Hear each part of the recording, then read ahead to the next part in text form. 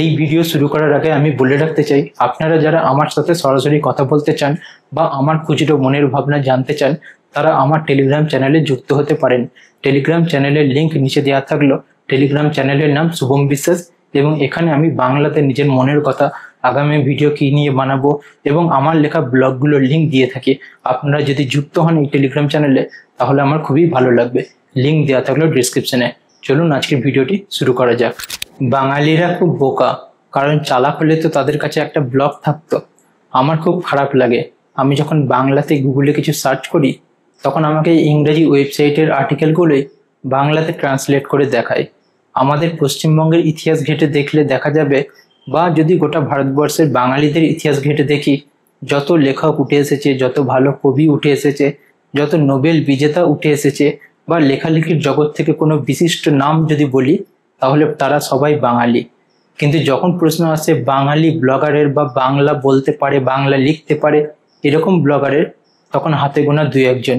আর যদি ভালো ব্লগারের নাম বলা হয়, যেগুলো পার্সোনাল ব্লগ বলে আমরা চিনি, সেখানে দেখা যাবে ইংরেজি ওয়েবসাইটের আর্টিকেলগুলোই গুগল আমাদেরকে ট্রান্সলেট করে দেখাচ্ছে। কেন? বাংলা লিখতে পারে এরকম কি কেউ ব্লগিং করতে চায় না, নাকি ব্লগিং করার ইচ্ছে নেই? আমার খুবই খারাপ লাগে এই বিষয়গুলো দেখে। আমরা বিভিন্ন ক্রিয়েটার যারা ইউটিউবে ভিডিও বানায় ব্লগিং সম্বন্ধে, তাদের ভিডিও দেখি, তাদের ভিডিওতে কমেন্ট করি, তাদের ভিডিওতে কমেন্ট করে আমরা ব্লগিং শিখতে চাই, কিন্তু শুরু করতে চাই না। আমরা বাঙালিরা, বিশেষ করে যারা গ্রামে থাকি, কলকাতায় থাকি না, তারা 20 কিলোমিটার, 40 কিলোমিটার, বা আমার বাড়ি থেকে কলকাতা যেমন 100 কিলোমিটার দূরে, 100 কিলোমিটার দূরে গিয়ে আমরা 20-25 হাজার টাকার জন্য, কিংবা ব্যাঙ্গালোর যেটা আমাদের বাড়ি থেকে হয়তো অনেকটা দূর, প্রায় হতে পারে 500-700 কিলোমিটার বা তারও বেশি, আমার কোনো আইডিয়া নেই, সেখানে গিয়ে 20,000, 25,000 বা 30-40 হাজার টাকা মাইনের জন্য দিন রাত গরুর মতন, গাধার মতন খাটতে রাজি আছি, শুধু এটার জন্য যে মাস গেলে একটা ফিক্সড ইনকাম আসবে। সরকারি চাকরি সবার জোটে না, সরকারি চাকরি জুটলে সেটার সম্বন্ধে আমি কোনো কিছু তুলনা করতেও চাই না, কিন্তু বেসরকারি কোম্পানিতে গরু গাধার মতন খাটতে আমরা রাজি। কিন্তু তার বদলে একটা ব্লগ, সেটা চালিয়ে, সেটা শুরু করে, সেটার পেছনে একটা বছর 8 থেকে 9 ঘন্টা প্রত্যেক দিন আমরা কেউ দিতে রাজি নয়। 1 থেকে 2 ঘন্টা পার্ট টাইম হিসেবে কাজ করছি, খামখেয়ালিপনা করছি, এবং তারপরে এসে কমপ্লেন করছি ব্লগিং আমার দ্বারা হলো না, ব্লগিং বলে কিছু নেই, এসইও ডেড, ব্লগিং ডেড, আজকের যুগে কেউ ব্লগ করে না, সবাই ভিডিও দেখে, এইরকম কথা বা এরকম অভিযোগ আমরা করছি। অন্যদিকে বাইরের রাজ্যের বা অন্য ভাষায় যারা ব্লগিং করছে, তারা কোটি কোটি টাকা প্রত্যেক মাসে কামিয়ে নিচ্ছে।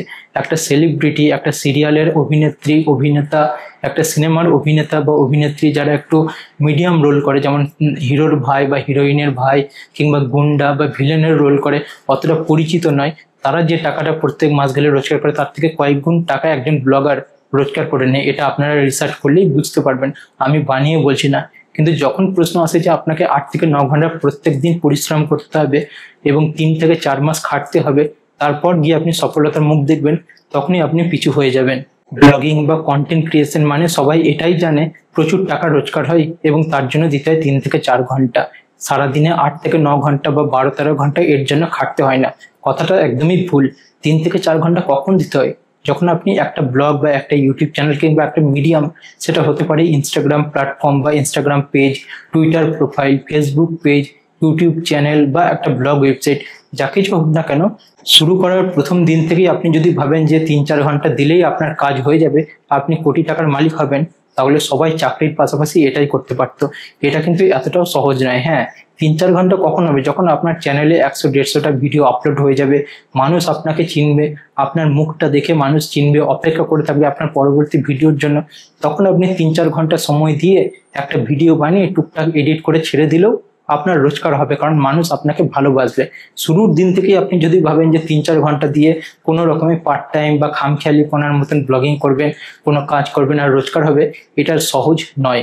আপনাকে যেটা মাথায় রাখতে হবে, ব্লগিং বা ব্লগ শুরু করার পর আপনাকে পরিশ্রম করতে হবে। আপনি যদি একটা চাকরি বা পড়াশোনার সাথে সাথে ব্লগিং করতে চাইছেন, সেটাও ঠিক আছে, তাহলে আপনি প্রত্যেকদিন 3 থেকে 4 ঘন্টা দিলেন, 2 দিন মিলিয়ে বা 3 দিন মিলিয়ে একটা আর্টিকেল লিখলেন, কিন্তু গুছিয়ে যত্ন সহকারে বাকিদের থেকে ভালো আর্টিকেল লেখার চেষ্টা করলেন।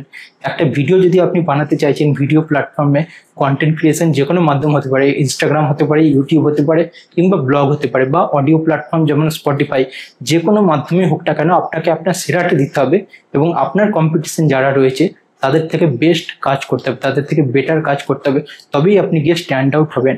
আমার খুবই খারাপ লাগে যখন আমি কোনো কিছু সার্চ করি বাংলাতে, তখন আমি উত্তরগুলো পাই বাংলাতেই, কিন্তু সেই উত্তরগুলো যারা বাংলা ওয়েবসাইট থেকে আসে সেগুলো পড়ার মতন থাকে না। আর অন্য যে বাংলা কন্টেন্টগুলো আমার চোখের সামনে আসে সেগুলো সাধারণত ইংলিশ কন্টেন্ট, কিন্তু গুগল ট্রান্সলেট করে আমাকে বাংলাতে দেখাচ্ছে, কারণ আমি বাংলাতে উত্তরটা পেতে চেয়েছি। এই ব্যাপারগুলো থেকে আপনারা যদি মুক্তি পেতে চান, বা আপনারা যদি চান যে এত হিউজ পোটেন্সিয়াল রয়েছে 20 কোটির একটা রাজ্য, বা আশেপাশে আরো যে রাজ্য আরো দেশ, সেখানে যেখানে যেখানে বাঙালি রয়েছে তাদের কাছে অবধি নিজের লেখা, আপনার যে ট্যালেন্ট, আপনি যে লিখতে পারেন, লিখতে ভালোবাসেন, লেখালেখিকে পেশা হিসেবে নিতে চান, যেমন আমার ফেসবুক বায়োটা আপনারা চেক করলে দেখবেন আমি গত 5-6 বছর আগেই লিখে রেখেছি লেখাটাই নেশা আর পেশা। তো এটার মানে কি? কারণ হলো যে আমি লিখতে ভালোবাসি এবং লিখতে আমার খুব ভালো লাগে, বিশেষ করে বাংলা লেখাটা।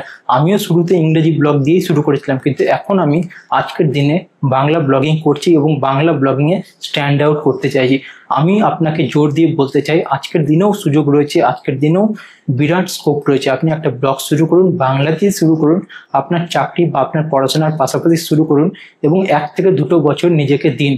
আপনার যারা কম্পিটিটর রয়েছে তারা যে ধরনের কন্টেন্ট লিখছে তাদের থেকে বেটার কন্টেন্ট লেখার চেষ্টা করুন। তারা যদি প্রত্যেকদিন একটা করে কন্টেন্ট লিখছে, আপনি চেষ্টা করুন যেমন করেই হোক একদিনে 2টো কন্টেন্ট লেখার। তারা যদি সপ্তাহে 2টো লিখছে, আপনি চেষ্টা করুন সপ্তাহে 4টে লেখার। তারা যদি এক একটা আর্টিকেল 600 ওয়ার্ড কিংবা 1000 ওয়ার্ডের লিখছে, আপনি চেষ্টা করুন তাদের থেকে বেটার আর্টিকেল লেখার যেখানে ওয়ার্ড সংখ্যা বেশি থাকবে। তারা যদি প্রত্যেক আর্টিকেলে একটা করে ছবি ইউজ করছে, আপনি চেষ্টা করুন প্রত্যেক আর্টিকেলে 2টো করে ছবি ইউজ করার এবং তাদের থেকে বেটার লেখার, তাদের থেকে বেটার কন্টেন্ট ক্রিয়েট করার, যাতে করে মানুষ যখন আপনার কন্টেন্ট দেখতে আসবে আপনি স্ট্যান্ড আউট হবেন তাদের থেকে। এবং মানুষ তাদের কন্টেন্ট পড়ার পর আপনার কন্টেন্ট যখন দেখবেন তখন আপনার কন্টেন্টটাই বারবার দেখতে চাইবেন এবং পরবর্তী আর্টিকেল বা পরবর্তী কন্টেন্ট পড়ার জন্য অপেক্ষা করে থাকবে। আমি ভিডিও শুরুতেই বললাম বাঙালিরা বোকা। বোকা বলতে সব বাঙালিকে আমি বলিনি, বোকা বলতে আমি বললাম আমরা যে বাঙালিগুলো অন্য ক্রিয়েটারদের প্রোফাইলে গিয়ে অন্য ক্রিয়েটারদের ভিডিও বা আর্টিকেলের নিচে কমেন্ট করি, কোনো একটা নাম তার পাশে পাল, কোনো একটা নাম তার পাশে দত্ত, কোনো একটা নাম তার পাশে বিশ্বাস, কোনো একটা নাম তার পাশে মুখার্জি, চ্যাটার্জি, এরকম নাম যখন থাকে আর কমেন্টে থাকে যে ব্লগিং শুরু করতে চাই, লাইক দিন, হ্যানা দিন, ত্যানা দিন, বা বিভিন্ন কমেন্ট যখন থাকে না, আমার দেখে খারাপ লাগে। এত মানুষ ব্লগিং শিখতে চাই, এত মানুষ ইউটিউব করতে চাই, কিন্তু যখন প্রশ্ন আসে শুরু করার তখন কেউ শুরুটা করে না, বিশেষ করে বাঙালিরা। এমনকি আমি যে ভিডিওগুলো বানাচ্ছি সেই ভিডিওগুলো পশ্চিমবঙ্গের মানুষ দেখছে কম, বাংলাদেশের মানুষ দেখছে বেশি। পশ্চিমবঙ্গের বাঙালিরা কি যে ভাবে আমি জানি না, তারা কি 3-4 ঘন্টা পরিশ্রম করতে চায় নাকি সেটাও করতে চায় না। এরকম যদি আপনার মানসিকতা থাকে তাহলে আপনি কি করবেন আমি জানি না, কিন্তু আপনার যদি এরকম মানসিকতা থাকে যে আপনি 3-4 ঘন্টার জায়গায় 8 থেকে 9 ঘন্টা পরিশ্রম করতে চান নিজের বাড়িতে বসেই, আমি যেমন আমার বাড়িতে বসেই একটা ব্লগ শুরু করেছিলাম এবং সেই রুম থেকে বসেই আমি নিজের আরেকটা বাড়ি বানাতে পেরেছি ব্লগিং এর টাকা দিয়ে। আমাকে কাজ করার জন্য কোথাও যেতে হয় না, কিন্তু এই ব্লগিং এর সাহায্যে আমি নিজের এবং নিজের বাবা মায়ের জীবনে সুখ এনে দিতে পেরেছি। ব্লগিং আপনার জীবন কিন্তু বদলে দিতে পারে, শুধু আপনাকে চেষ্টাটা করতে হবে, সময় দিতে হবে, 2-3 বছর খুব পরিশ্রম করতে হবে। তারপর আপনি পরিশ্রম যতটা করবেন তার থেকে অনেক অনেক গুণ বেশি রিটার্ন পাবেন। পরিশ্রম কমালে হবে না, কিন্তু পরিশ্রম যত বেশি করবেন কিছু বছর যাওয়ার পর টাকার পরিমাণ তার থেকে অনেক গুণ বেশি পাবেন। এবং এটাকে আপনি অনেকটা পাওয়ার অফ কম্পাউন্ডিং এর মতনও ভাবতে পারেন। কেন হয় সেটা সময় গেলেই বুঝতে পারবেন, কিন্তু আজকের দিনে আপনাকে চেষ্টা করতে হবে একটা ব্লগ শুরু করার।